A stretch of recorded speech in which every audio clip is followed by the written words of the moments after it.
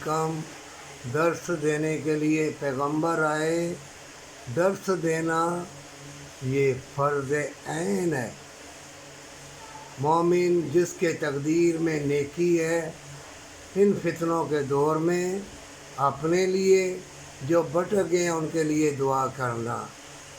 بار بار الحمد شریف پڑھتے ہو، قرآن کی آیتیں کل شریف، انا اعطیناک، الم نشرح، جو بھی اللہ لا الہ الا ہو الحی القیوم پڑھتے ہو نا، قرآن ایک مرتبہ ہی آیا ہے قیامت تک کے لیے، اور اللہ تعالیٰ نے اتنی حکمتیں، اتنی برکتیں آخری پیغمبر حضرت محمد صلی اللہ علیہ وآلہ وسلم کی امت کو عطا فرمائی کہ تم فائدہ نہیں اٹھاؤ گے۔ کیوں نہیں اٹھاؤ گے؟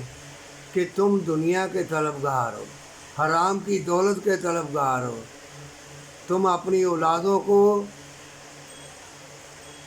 بے صورت بنا دیتے ہو، پھر وہ بیائی جاتے ہیں نا اولاد تمہاری، آگے جا کے بھی فتنیاں پیدا ہوتے ہیں۔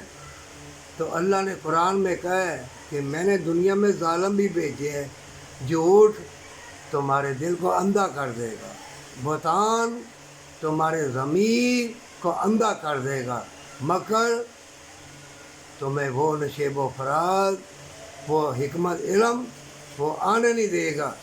مومنو، جھوٹ، مکر، فریب، حرص، حوث، طمع، لوبھ، لالچ، یہ سب شیطان کی اولادیں ہیں۔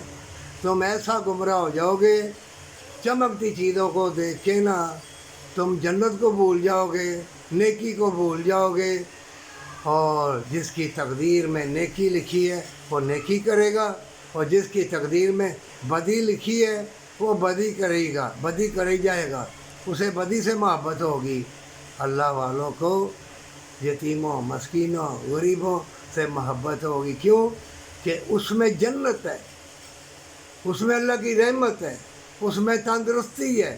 دولت بانٹے گا تو یہ محبت، پیار، اللہ کی رحمتیں، برکتیں، اور پتا پتا، بوٹا بوٹا تجھے سلوٹ پیش کرے گا۔